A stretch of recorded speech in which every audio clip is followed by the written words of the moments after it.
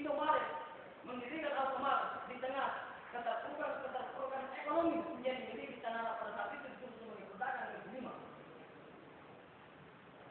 Muhammad menolak sebagai pemilik modal dan dia merasakan bahwa ketertindasan seperti itu, maka saya adalah pelaku menindas ketika saya melakukan itu sebagai pemilik modal. Inilah yang dilihat oleh banyak pakar ekonomi yang mencoba menyajikan konsep ekonominya Muhammad dengan Karl Marx, sehingga muncullah buku Muhammad dengan Karl Marx dalam teori pembebasan manusia dari perbudakan. Banyak sekali teori yang muncul tentang itu. Tetapi semua harus kurangkan dari prediksi tauhid. Dari tauhid inilah yang disampaikan oleh Abu Jahal dan Abdullah menganggap ini tidak saja Muhammad tidak akan ceramah Muhammad. Nah, suatu ketika Muhammad masuk kepada pasar dan mengatakan bahwa di dalam ajaran Islam ada namanya timbangan disebut sebagai nisa. Ketika timbangan itu melebihi keaturan, maka itu disebut sebagai kecurangan. Maka dalam etika berdagang kata Muhammad dilarang orang curang karena akan mengorbankan orang lain. Tetapi harus berdagang secara jujur. Akhirnya pertama kali muncul reaksi oleh Abu Jahal dan Abu Lahab. Muhammad, silakan menyebarkan ajaran agamamu yang terbaru Muhammad. Silakan ajaran semua masyarakat di tanah Arab bahwa Tuhan itu satu. Tapi syarat Tuhan itu satu Muhammad. Jangan pernah larang orang curang di pasar untuk berdagang Muhammad. Silakan urus saja agamamu Muhammad. Jangan melarang orang berdagang dengan etika percurangan. Jangan mereka berdagang seperti apa yang terjadi selama ini Muhammad. Dan Muhammad mengatakan tidak seperti ajaran Islam itu bukan hanya untuk beribadah kepada Tuhan, tetapi ada efek sosial yang muncul di tengah-tengah masyarakat.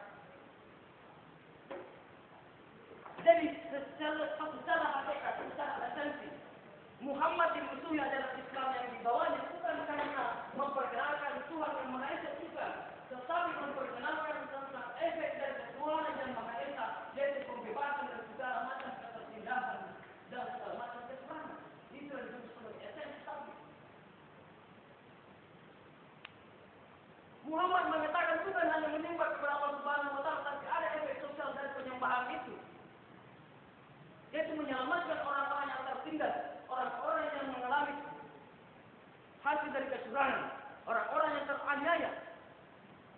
Maka muncullah ciri-ciri Muhammad bahwa orang yang dianiaya maka doanya langsung tembus kepada Tuhan. Itu dari Muhammad dalam hadis dan disebut sebagai sunnah. Tapi ada konteks yang melatar belakangi perkataan setiap perkataan Muhammad pada saat itu.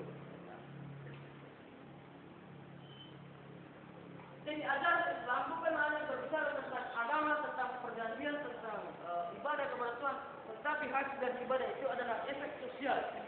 Efek sosial yang nampak. Apakah istilahnya ibadah itu harus memiliki efek.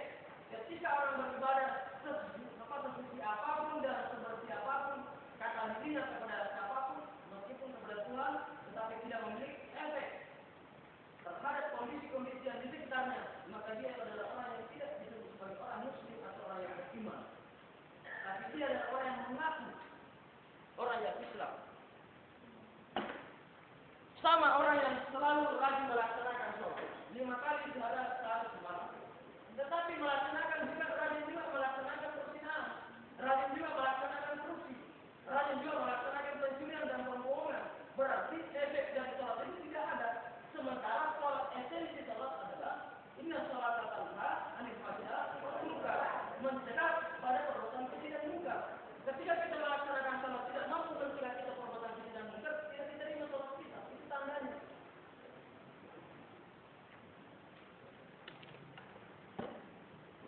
Tandanya seseorang diterima sholatnya ketika sudah mampu merubah arah hidupnya ke jalan yang baik. Itu orang yang diterima sholatnya. Makanya dalam Al-Quran disebut sebagai wajib sholat. Dirikanlah sholat, bukan disebut sebagai laksanakan sholat. Karena tidak melaksanakan, tidak mendirikan.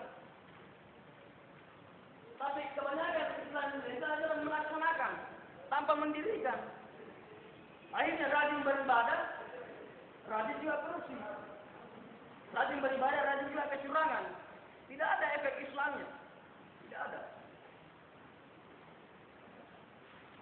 Yang diperhatikan oleh Islam, kata Muhammad Abduh, ada di Perancis, di mana orang pada saat itu adalah orang yang berkata jujur semua. Tapi dia adalah bukan orang golongan dari Muhammad sebagai orang Islam.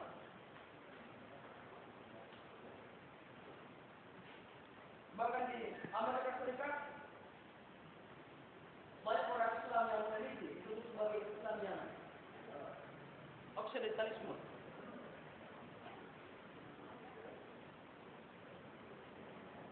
Ada disebut sebagai orientalisme.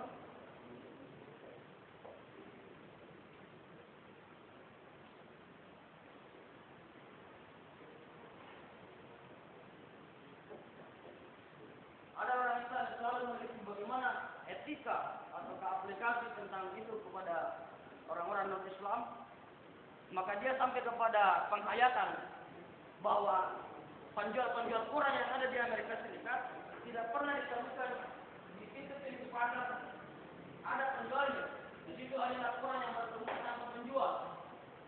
Ternyata di samping Quran yang bertumpuk ada kotak seperti kotak amal, itu tempat penyimpanan uang. Dan setiap masyarakat Amerika Serikat masuk ke pasar dan ingin membeli koran, maka cukup melihat harganya dan menyimpan uang yang ada di kotak. Coba bandingkan di pasar kita di Indonesia. Kira-kira bagaimana? Kalau jualan kita itu ditinggalkan. Ya. Jangan ada ditinggalkan, tetap ada di situ saja penjualnya sering hilang. Ya. Ini refleksi yang mendalam. Di mana keislaman kita selama ini? Di mana esensi keislaman kita? Apakah Islam kita adalah Islam kelestarian saja? Apakah karena memang hanya kebetulan saja lahir dari Islam? Inilah yang dikatakan Muhammad Abduh, bahwa saya melihat Islam yang ada di barat, tetapi saya melihatnya itu orang yang suka Islam adanya di sini. Itu Muhammad Abduh.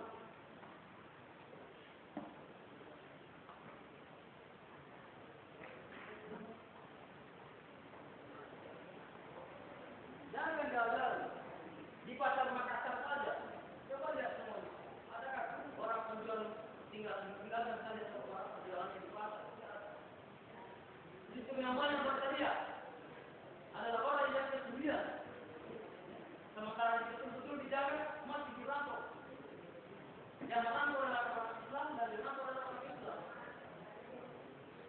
Jangan dibaca. Tiap hari atau tiap Jumat saja di masjid saya perhatikan. Ya, kalau tanggal lebar itu otomatis pasti hilang itu.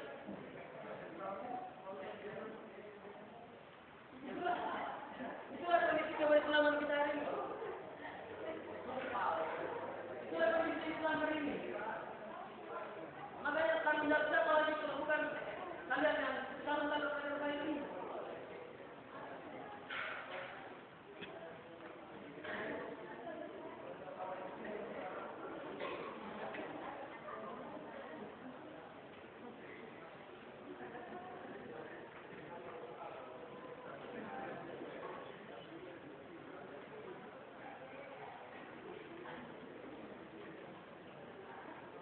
Itu adalah refleksi bagaimana keislaman kita hari ini. Harus menjadi penghayatan. Apalagi kalian sebagai calon-calon kader HMI, himpunan mahasiswa Islam, maka corak keislaman kita itu harus nampak.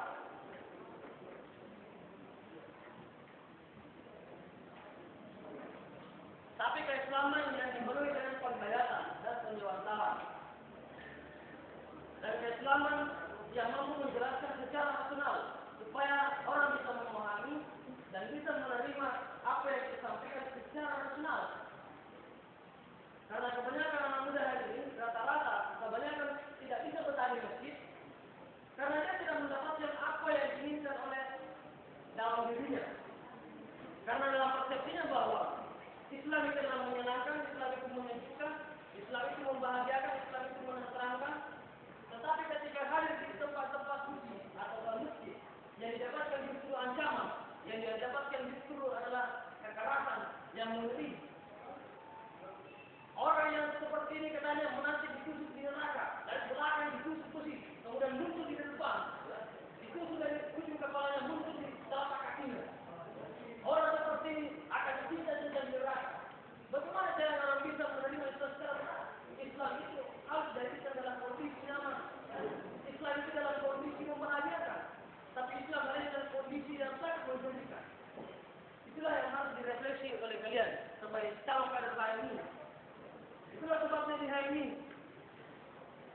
membahas segala sesuatu pun mestinya kita dekati secara rasional. Pendekatan akal, cara berpikir yang sehat. Islam pun seperti itu, menyampaikan Islam dalam cara yang rasional.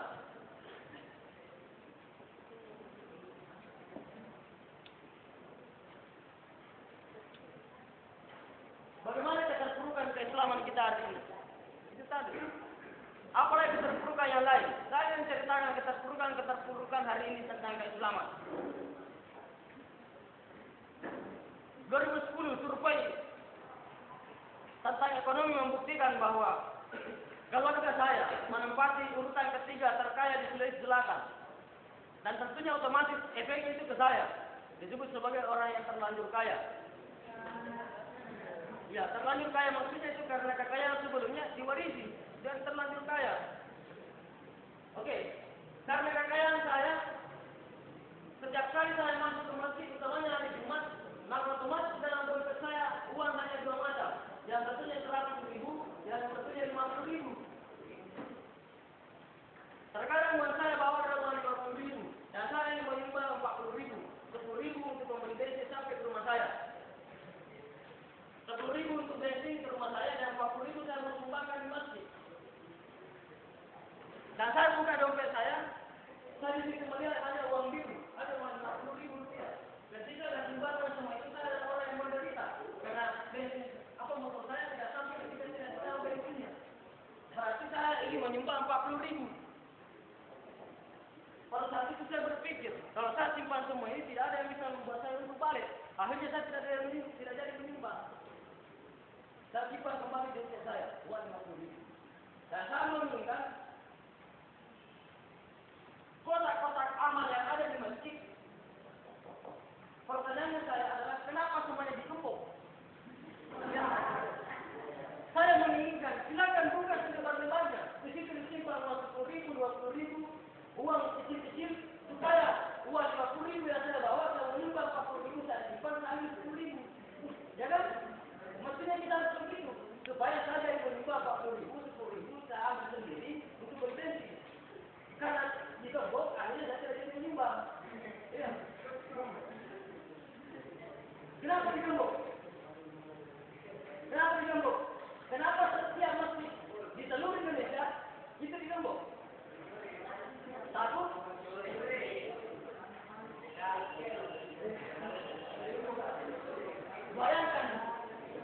Bayangkan yang sama kita hari ini. Di tempat paling suci yang disebut sebagai rumah Tuhan saja, masih dicurigai ada pencuri. Apalagi di luar dari masjid. Di tempat suci saja yang sakral katanya adalah rumah Tuhan. Tuhan Maha Melihat. Masih dicurigai munculnya pencuri. Bukan lagi dicurigai, harinya kehilangan halal. Harinya kehilangan barang-barang berharga laptop. Di UIN juga sekian banyak yang hilang di masjid. Berarti tempat-tempat suci saja di Indonesia masih dicurigai adanya potensi pencurian. Apalagi di luar dari masjid. 99% adalah keras. Itulah keislaman kita hari ini. Yang mana kapan tak masuk dalam keselamatan Tuhan? Orang yang tidak golongan kita adalah Islam, tapi dia Kristen yang ada di Amerika. Setiap hari dia berdagang dalam keadaan itu, ditinggalkan hanya barang-barangnya, semuanya akan laku dan itu persis dengan uang yang diprediksi, bahkan melebihi itu.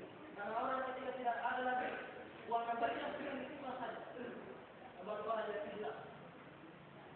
Yang mana pantas untuk mendapat nama Tuhan?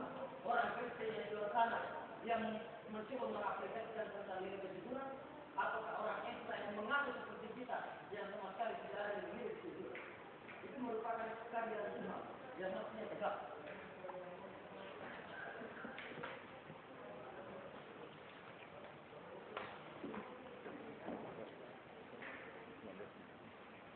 Makanya selalu keliru ketika kita mengklaim bahwa orang yang di luar dari golongan kita adalah orang yang tidak selamat. Kita terlalu ceroboh perkara seperti itu.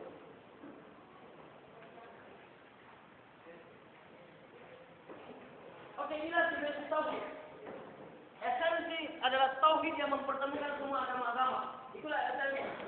Yang pertama, esensinya adalah Yang pertama adalah tauhid. Karena tauhid itu sebagai ajang pembebasan. Itu tauhid. Apa buktinya bahwa ada pembebasan? Di tanah Arab, dipaksa orang untuk membeli tuan-tuan seperti itu. Itu sebagai patung-patung. Konsep Muhammad tentang syahadat, yaitu pengesaan Tuhan. Yaitu aku bersaksi bahwa tiada Tuhan selain Tuhan.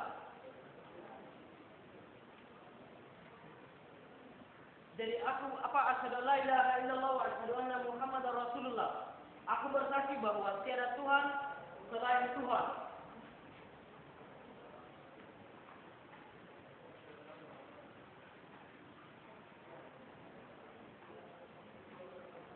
Karena Allah itu adalah berbahasa Arab.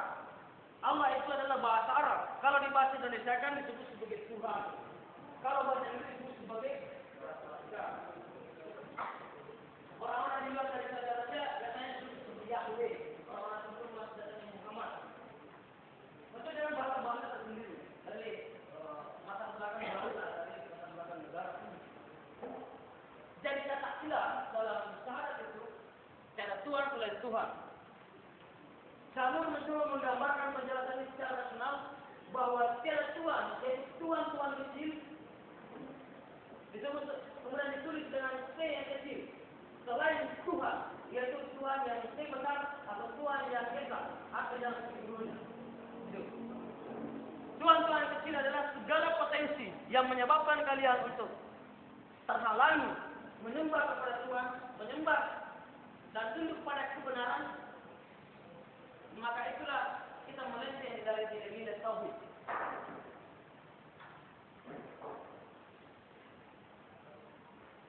Oke, alat perdagangan pada saat itu dijadikan sebagai ladang bisnis tentang agama. Jadi agama dijadikan ladang bisnis di masa Muhammad, di masa dia awal-awal menjadi nabi dan rasul.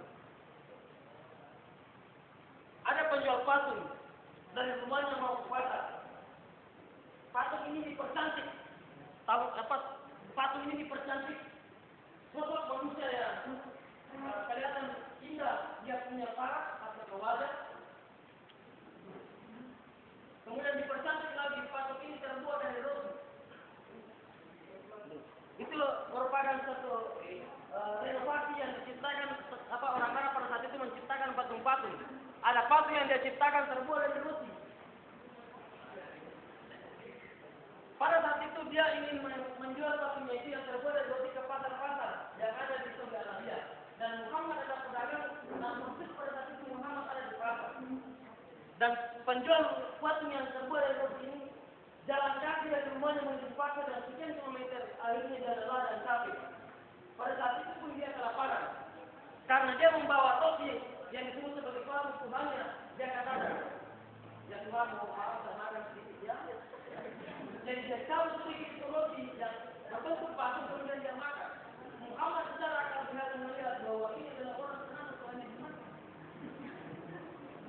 Inilah kalimat memahami tauhid di masa-masa awal Islam. Jadi hadapi Muhammad. Dan Muhammad melihat bahwa ada ketimpangan tentang ini. Jadi Muhammad mencoba menjelaskan tentang esensi Tuhan, yaitu Tuhan yang sesungguhnya adalah Tuhan yang Maha Esa. Oke, untuk penghujung kepada tauhid yang menjadi esensi dari Islam, bagaimana tauhid dalam Islam itu?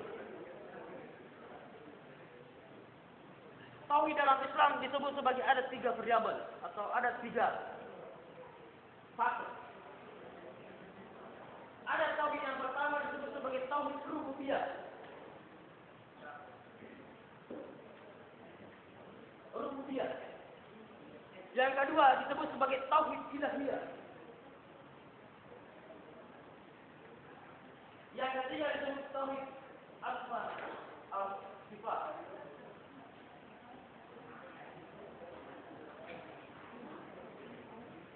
Jadi kelirulah orang beberapa golongan yang mengatakan bahwa ada asmaul husna 99 sifat Tuhan dan masing-masing berbeda tentang sifat-sifatnya dan masing-masing berbeda tentang zatnya. Dan itu dia mengatakan 99 sifat-sifat Allah yang berbeda daripada dirinya. Berarti 99 Tuhan.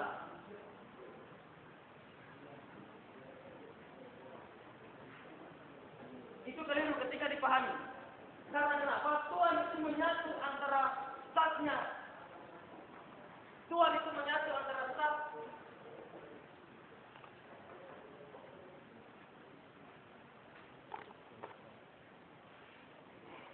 Jadi Tuhan itu menyatu.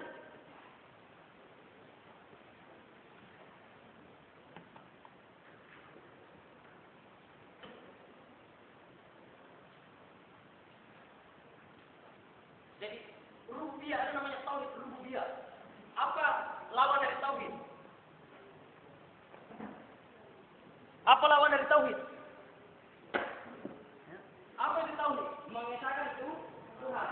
Mengesahkan Tuhan. Itulah yang disebut sebagai muslim. Meskipun Ibnu Taimiyah mengungkap bahwa muslim itu merupakan fase yang sangat besar karena ada fase-fase yang harus dilewati oleh orang Islam dan muncul namanya predikat muslim. Makanya dalam doa kata Ibnu Taimiyah ada namanya muslimin wal muslimat, wal mukminin dan wal mukminat. Ya? Ada penyebutan khusus.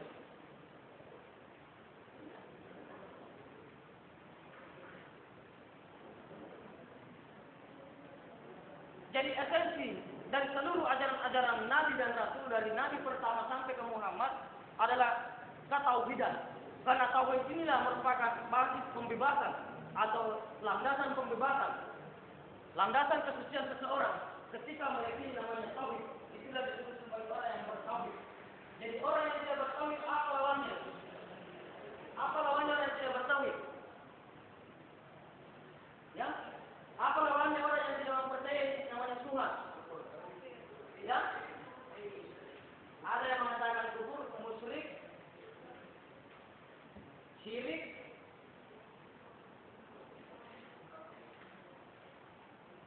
Kita mencoba bedah sebagai penghujung di esensi. Oke, kita sepakati bahwa orang bertauhid adalah orang yang mempercayai itu Tuhan. Orang yang percaya kepada Tuhan disebut sebagai orang yang bertauhid. Orang yang tidak percaya disebut sebagai musyrik. Kalau kasarnya disebut sebagai kafir, itu kasarnya. Tetapi sesungguhnya dalam bahasa Arab itu adalah halus. Karena kafir itu orang dari kata kafara yukafiru. Kafara artinya menyembunyikan. Jadi orang yang kafir sesungguhnya kebanyakan disebut dalam Islam dalam Al-Quran itu adalah Muslim sendiri. Orang Islam sendiri disebut sebagai kafir. Kafir artinya menyembunyikan. Menyembunyikan apa? Menyembunyikan kebenaran. Menyembunyikan kebenaran disebut sebagai kafir. Itulah sebabnya orang-orang Bugis ada yang mengatakan bahwa orang Bugis yang kalangan tidak berkuasa maka disebut sebagai wali untuk kafarat. Membayar. Kafarat itu membayar, menutupi, ya, menutupi. Jadi kafarat itu menutupi. Kafarat berangkat kemudian berkembang menjadi kafir. Berarti menutupi. Jadi kafir itu adalah menutupi kebenaran, maka disebut sebagai kafir. Kenapa orang yang non-Islam disebut sebagai kafir? Kebanyakan orang menyebutnya karena dia menutupi kebenaran yang ada dalam Islam. Dia percaya tapi dia menutupi, membohongi dirinya. Disebutlah sebagai kafir. Berarti orang yang Islam pun sendiri ketika menutupi kebenaran dia adalah kafir.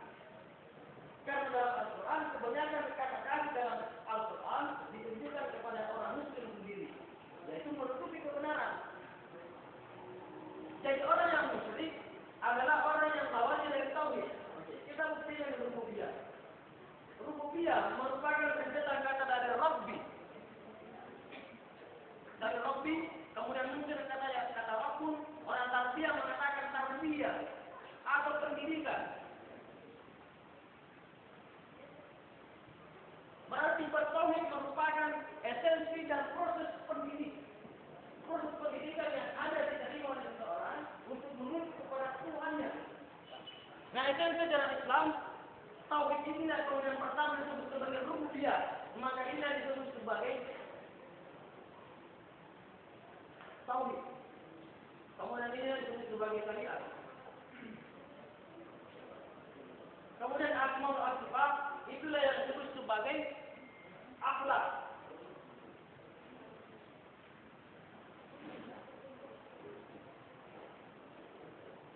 Jadi rububiyah merupakan akidah. Hanya tiga esensi dari Islam di wilayah tauhid, hanya ada tiga pokok pembahasan. Yang pertama rububiyah, bercerita tentang akidah. Bagaimana mengisahkan Tuhan yang sesungguhnya, akidah. Yang kedua syariat. Syariat ini merupakan jalan. Kalau orang syariat, kalian syariat ya, kebetulan syariat. Apa itu syariat?